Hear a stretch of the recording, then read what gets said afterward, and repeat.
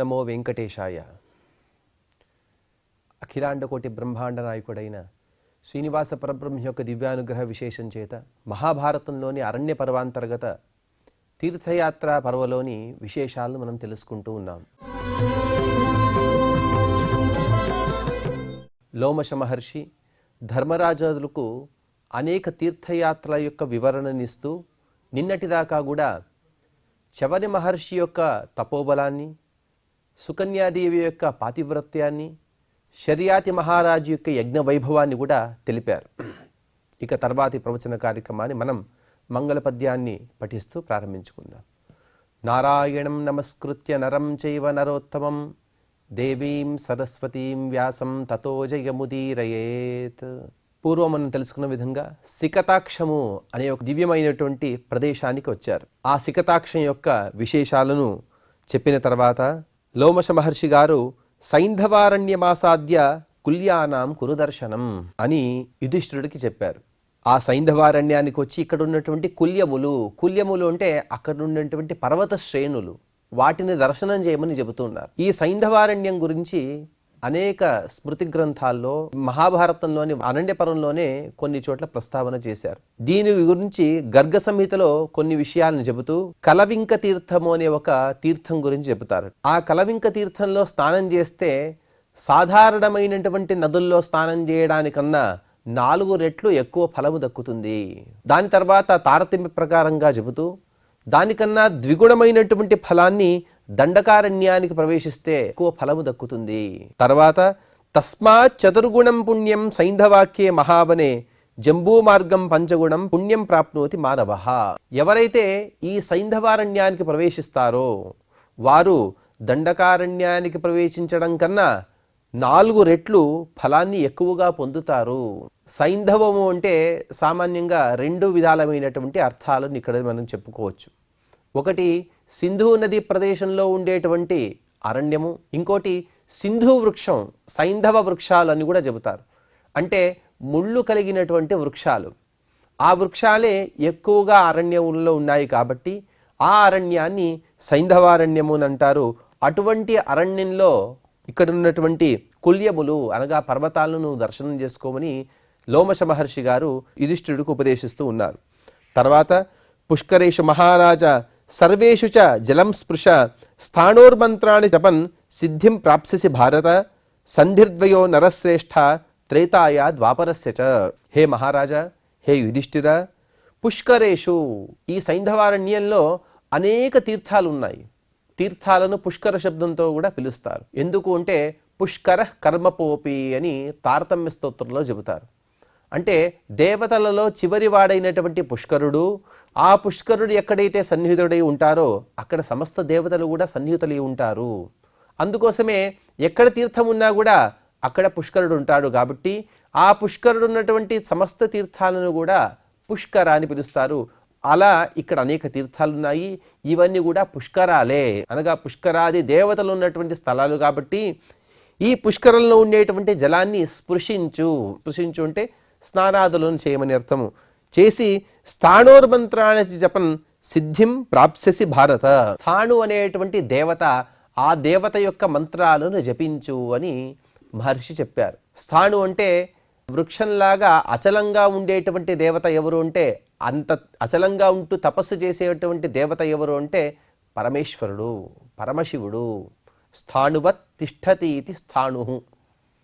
ఎటువంటి చలనం లేకుండా తపస్సు కూర్చుంటే కొన్ని మహాయుగాల వరకు కూడా అచలంగా తపస్సును ఆచరిస్తారు. కాబట్టి ఆ పరమశివుడిని స్థాణు అని పిలుస్తారు.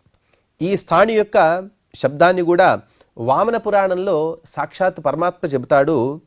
సముత్తిష్టం జలాత్ తస్మాత్ ప్రజాస్తా సృష్టవానహం తతోహం తాః ప్రజా సృష్ట్వా రహితా ఏవ తేజసా. పరమాత్మ ఒక చిన్న వృత్తాంతాన్ని కూడా చెబుతాడు. ప్రపంచాన్ని మొత్తాన్ని కూడా స్థాణు అని కొన్ని చోట్ల చెబుతారు. ఎందుకు అంటే పరమాత్మ చెబుతాడు, నేను ఎప్పుడైతే ప్రపంచాన్ని సృష్టించాలి అని అనుకున్నానో, నేను నీటి నుండి జీవులను బయటికి తీసి నేను సృష్టిని చేశాను. నేను కూడా నీటి నుండి బయటికి వచ్చాను. అనగా పరమాత్మ క్షీర సముద్రంలో వటపత్రంలో శయనం చేసిన తర్వాత, అనగా యోగ నిద్రను చేసి బయటికి వచ్చి పరమాత్మ తను సృష్టిని చేశాడు. సృష్టి చేస్తే ప్రజలందరూ కూడా రహితా తేజస, ఎటువంటి చలనం లేక నిస్తేజంగా ఉన్నారట. ఎవరిలో కూడా ఒక ఉత్తేజ స్వభావం లేదు. పరమాత్మకి చాలా కోపం వచ్చిందట. క్రోధేన మహతా యుక్త లింగముత్పాట్య చాక్షిపన్ ఉక్షిప్తం సరసో మధ్యే ఊర్ధ్వమేవ యథాస్థితం. ఈ అన్ని విషయాలను కూడా వామన పురాణంలో చెప్పారు. పరమాత్మ కోపం వచ్చింది. కోపంతో పరమాత్మ సమస్త జీవులను కూడా తన శక్తి సామర్థ్యాల చేత ఇంకొకసారి నీటిలో అలాగే పడవేశాడు. నీటిలో పడ్డంటువంటి జీవులందరూ కూడా పైకి తేలారట. ఎలాగంటే తదా ప్రవృతి లోకేషు తాడురిత్యేవ విశ్రుతం. వారందరూ కూడా ఎండిపోయిన చెక్క ఎలాగైతే నీటిలో తేలుతుందో ఆ విధంగా సమస్త జీవులందరూ కూడా నీటిలో తేలారు. అందుకోసమే సమస్త జీవులను కూడా స్థాణు అనే శబ్దంతో పిలుస్తారు. ఆ స్థాణు ఇక్కడ జీవులు కాదు, సాక్షాత్తు పరమశివుడు. అనగా ఎన్నో క్షేత్రాలకు మనం చూస్తూనే ఉంటాం. ఉదాహరణకు మన తిరుమల క్షేత్రానికి కూడా క్షేత్ర పాలకుడుగా పరమశివుడే ఉంటాడు. ఆ పరమశివుని యొక్క మంత్రాలను జపం చేయి అని సాక్షాత్తుగా లోమశ మహర్షి గారు యుధిష్ఠిరుడికి ఉపదేశం చేశారు. అలాగే సంధిర్ద్వయో నరశ్రేష్ఠ త్రేతాయా ద్వాపరస్య చ. ఇది వాస్తవంగా ఈ కథను చెప్పే సందర్భం ఎప్పుడు అంటే ద్వాపరయుగానికి కలియుగానికి సంధికాలంలో. అంటే ఇప్పుడు కూడా అదే సంధికాలమే జరుగుతోంది. ఇంకా కలియుగ ప్రారంభం కాలేదు. ద్వాపరయుగం అయిపోతూ ఉంది, కలియుగం యొక్క ప్రారంభ కాలం. కానీ ఇక్కడ మహర్షి గారు చెబుతారు, ఈ ఏదైతే తీర్థం ఉన్నదో ఈ తీర్థము అనగా సైంధవారణ్యము త్రేతాయుగము మరియు ద్వాపరయుగం యొక్క సంధికాలంలో ఎటువంటి పుణ్య విశేషాలు ఉంటాయో అటువంటి పుణ్య విశేషాలను ఇక్కడ పొందవచ్చు. ఇంకా అదే యుగం యొక్క ప్రభావం ఇక్కడ ఉంది కాబట్టి ఇక్కడ కాస్త ఎక్కువ కాలం ఉందాము అని లోమశ మహర్షి గారు చెప్పిన విధంగానే పాండవులందరూ కూడా లోమశ మహర్షితో అక్కడే ఉంటూ స్నానాదులు వారందరూ కూడా వారి వారి అనుష్ఠానాలను చక్కగా చేసుకున్నారు. తర్వాత ఇక ముందుకు వెళ్తూ అయం హి దృశ్యతే పార్థ సర్వపాప ప్రణాశనః అత్రోపస్పృశ్య చైవత్వం సర్వపాప ప్రణాశనే. ఇంకొక తీర్థాన్ని మహర్షి గారు ఉపదేశిస్తూ ఉన్నారు. ఇది సర్వపాప ప్రణాశనము అనే ఒక తీర్థం. అంటే ఆ తీర్థం యొక్క సరస్సుని చూస్తే చాలు అన్ని పాపాలు కూడా నశించిపోతాయి. అటువంటి గొప్పదైనటువంటి తీర్థము. అందుకోసం ఉపస్పృశ్య ఈ తీర్థంలో స్నానాదులు చేయమని చెప్పారు. చెప్పిన తర్వాత అక్కడి నుండి కాస్త ముందుకు వచ్చారు. ముందుకు వచ్చిన తర్వాత అక్కడ ఒక పెద్ద అందమైనటువంటి పర్వత శ్రేణులతో కూడినటువంటి శిఖరములతో కూడినటువంటి పర్వతం కనపడుతుంది. ఈ పర్వత విశేషమేమి అంటే అర్చీక పర్వతశ్చైవ నివాసో వై మనీషిణాం సదాఫలః సదాశ్రోతః మరుతాం స్థానముత్తమం. హే ధర్మరాజా, ఇది అర్చీక పర్వతము. అర్చీక పర్వతం అని ఒక పాఠం అయితే ఇంకొక పాఠం ఆర్చీక పర్వతం అని ఇంకొక పాఠం. రెండు పేర్లు కూడా ఇదే పర్వతానికి ఉన్నాయి. అటువంటి ఆర్చీక పర్వతము ఇది ఎవరైతే తపోయోగ్యులుంటారో తాపసులుంటారో అంటే తపస్సు చేయడమే వారి స్వభావం. తపస్సు అంటే ఏదో అలా ముక్కు మూసుకొని కూర్చోవడం కాదు, తప ఆలోచనే. ఎప్పుడు కూడా పరమాత్మ గురించి ఆలోచన చేసే స్వభావం ఎవరికైతే ఉంటుందో అటువంటి వారు నివసించేటువంటి ప్రాంతం ఇది. ఈ పర్వతం ఎటువంటిది అంటే సదాఫలః, ఎప్పుడు కూడా ఫలాలు లభిస్తూనే ఉంటాయి. చూడండి, పరమాత్మ ఎక్కడైతే తాపసులు ఉంటారో తపస్సు చేసేవారు ఉంటారో వారికి అనుకూలమైనటువంటి వాతావరణాన్ని వారికి కావలసినటువంటి ఫలాలను కూడా పరమాత్మ అక్కడ అందిస్తూ ఉంటాడు.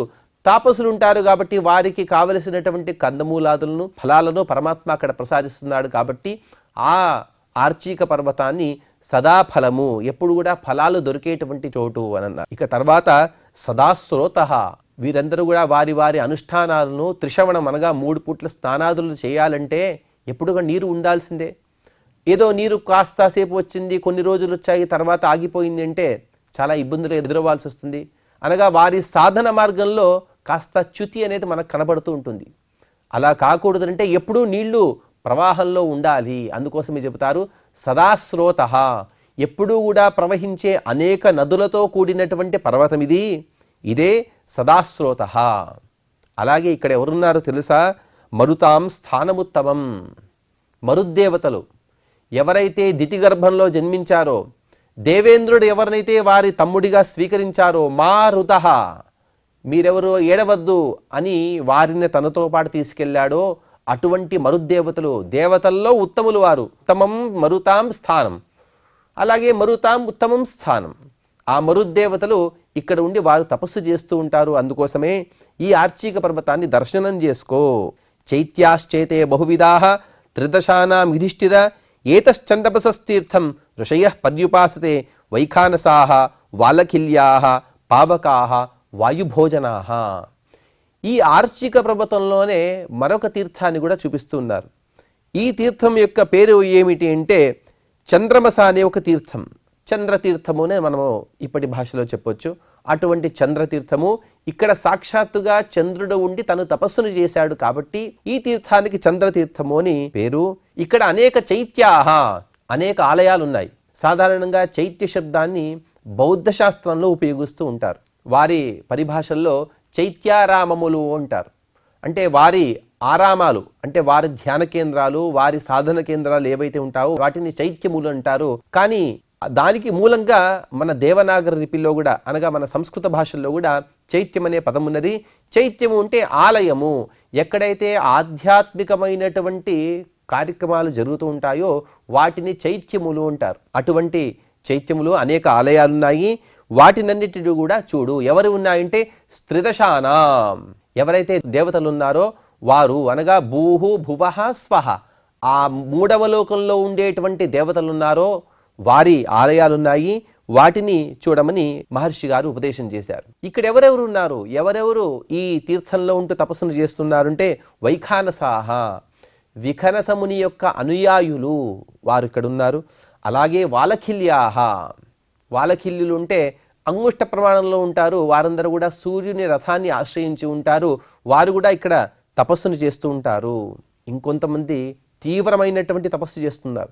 ఎలా తపస్సు చేస్తున్నారంటే పావకాహ, అగ్నిని మాత్రమే ఆహారంగా తీసుకుంటూ తపస్సు చేసేవారు కూడా ఇక్కడ ఉన్నారు.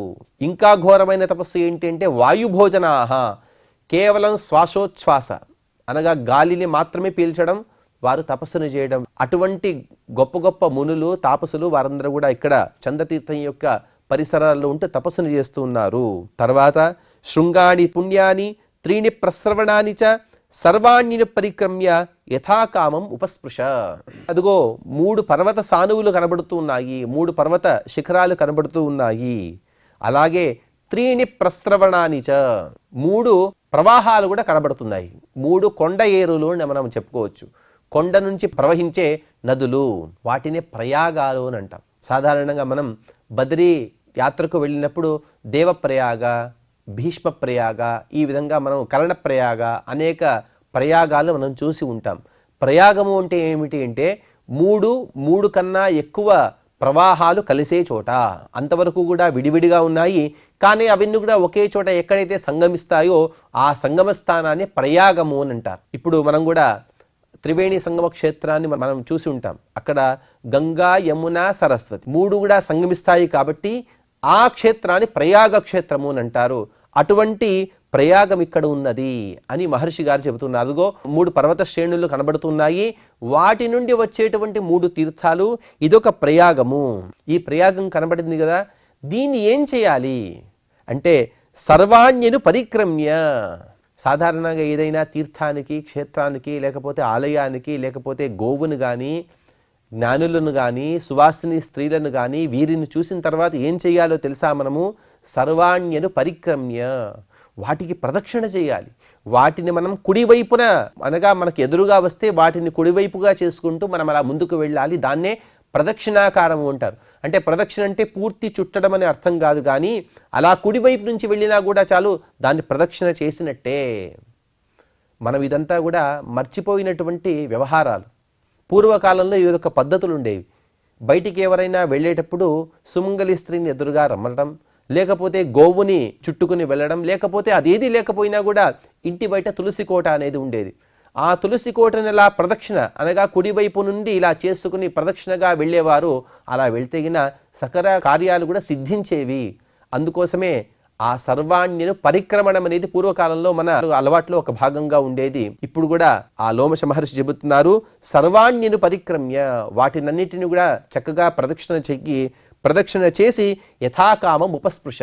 అయ్యో ఏదో నదులను చూపిస్తున్నారు, చూపించి అలాగే తీసుకెళ్తున్నారు కాదు, వాటిలో యథేచ్ఛగా స్నానాదులు చెయ్యి, స్నానం చెయ్యి, సంధ్యావందనం చెయ్యి, అక్కడే అగ్నిహోత్రాదులను చేసుకో, అలాగే పితృదేవతలకు తర్పణాదులు కూడా చేసుకో, దేవతారాధన కూడా అక్కడే చేసుకోమని మహర్షి గారు చెప్పారు. చెప్పిన తర్వాత ఈ ఏదైతే ప్రయాగ క్షేత్రం ఉన్నదో ఆ నదుల యొక్క పేర్లు చెప్పలేదు కానీ ఆ తీర్థం ఏమిటి, ఇక్కడ ఎవరెవరు ఉన్నారు అంటే ఇక్కడ ఎవరు స్నానాదులను చేశారుంటే శాంతనుశ్చాత్ర రాజేంద్ర శునకశ్చ నరాధిప నరనారాయణోచోభౌ స్థానం ప్రాప్త సనాతనం. శంతను మహారాజు యొక్క కుమారుడు అనగా భీష్మాచార్యుల వారు వారు కూడా ఇక్కడికి వచ్చారు. వారు వచ్చి ఇక్కడ దివ్యమైనటువంటి స్థానాన్ని పొందారు. ఈ కథను చెప్పే సందర్భంలో భీష్మాచార్యుల వారు ఇంకా ఉన్నారు. వారికి అటువంటి గొప్పదైనటువంటి విద్యలు వచ్చాయి అంటే ఇక్కడ వారు చేసినటువంటి స్నానం యొక్క ఫలమే. అలాగే శునక మహారాజు ఎవరు అంటే రురు మహారాజు యొక్క కుమారుడు, చాలా గొప్పవాడు, మహాజ్ఞాని. అనేక వేదాంగాలను తత్వజ్ఞానాన్ని చక్కగా చదివి మహర్షులే వీరికి ఉపదేశించినటువంటి శౌనక మహర్షి యొక్క తండ్రి గారు. ఆ శునకుడు కూడా ఇక్కడ తపస్సుని చేశారు. అంత మాత్రం కాదు, నరనారాయణు సాక్షాత్తు నరనారాయణులు కూడా ఇక్కడ తపస్సు చేసి వారందరూ కూడా శాశ్వతమైనటువంటి స్థానాన్ని పొందారు. అంటే ఈ తీర్థంలో ఎవరైతే స్నానం చేస్తారో వారు కూడా అంతా గొప్పవారు అవుతారు. అందుకోసం ఇక్కడ స్నానాదులను చేయమని లోమశ మహర్షి గారు చెప్పారు. ఇహ నిత్య శయాదేవాః పితరశ్చ మహర్షిభిః అర్చీక పర్వతే తేపుః తాన్ యజస్వ యుధిష్ఠిర. హే యుధిష్ఠిర, ఇక్కడ ప్రతిరోజు కూడా దేవతలు, పితృదేవతలు, మహర్షులు అందరూ కూడా అర్చీక పర్వతానికి వచ్చి ఇక్కడ ఉన్నటువంటి తీర్థాల్లో స్నానాదులు చేస్తారు.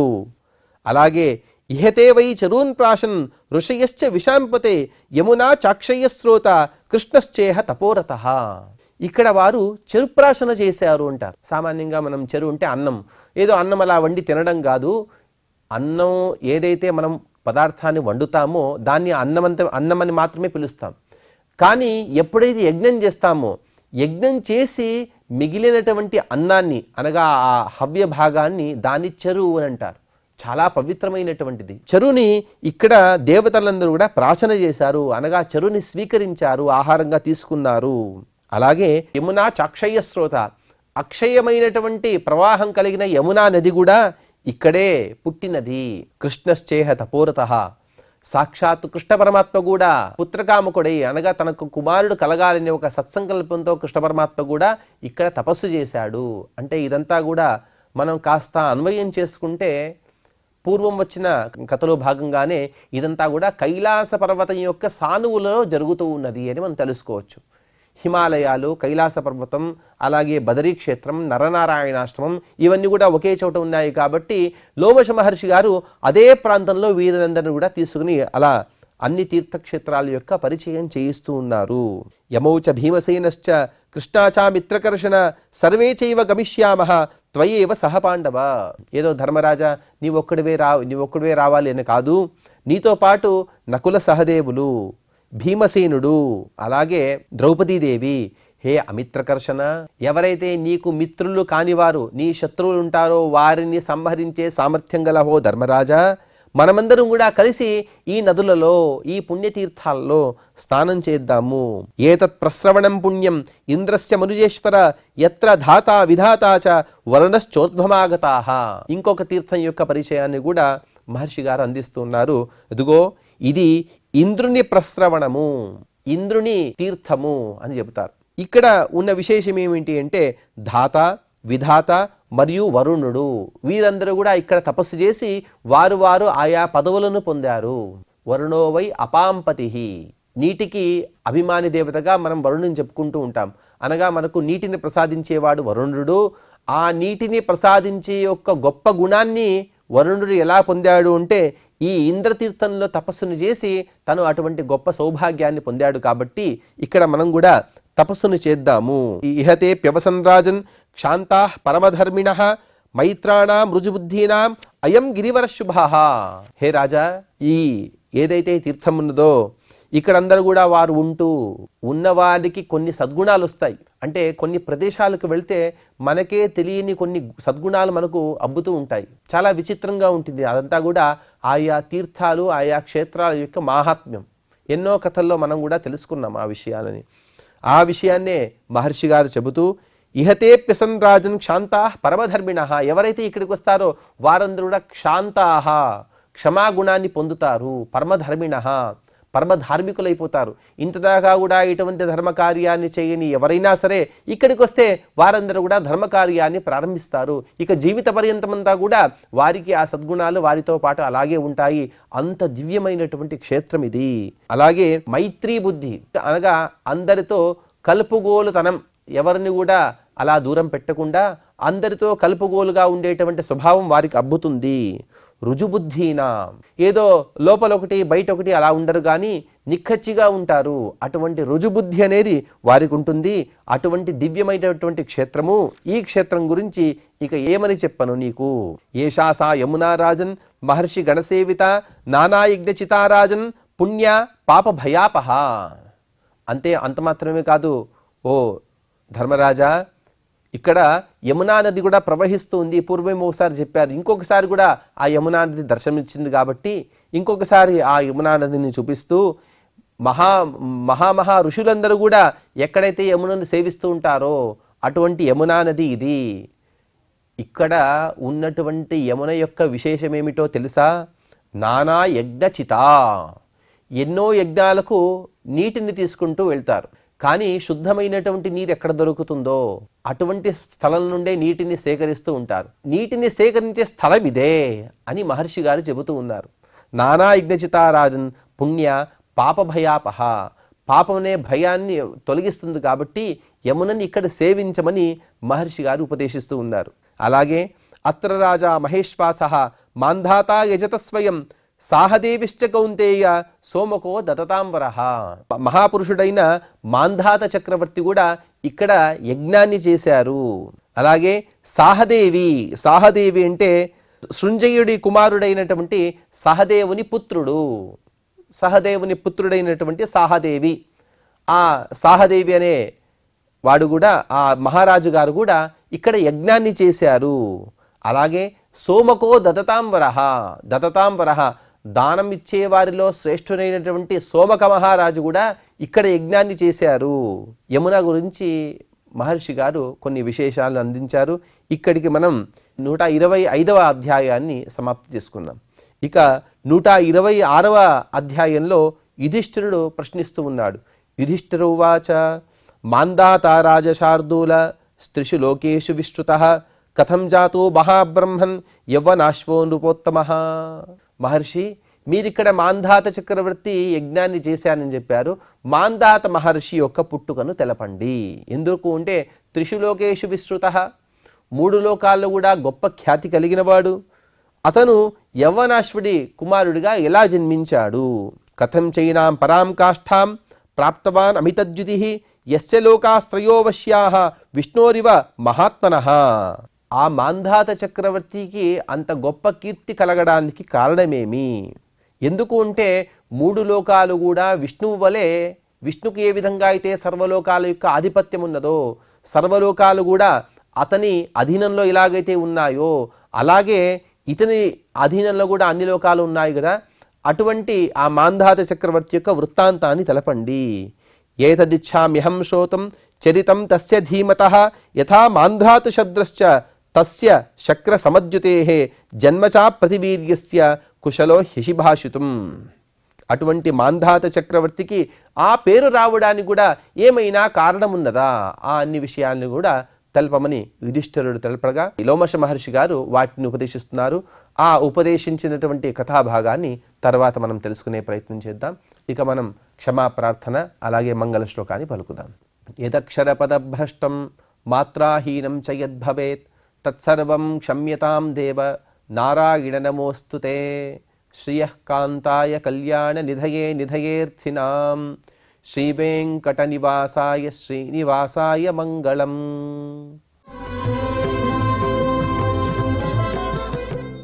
ఓం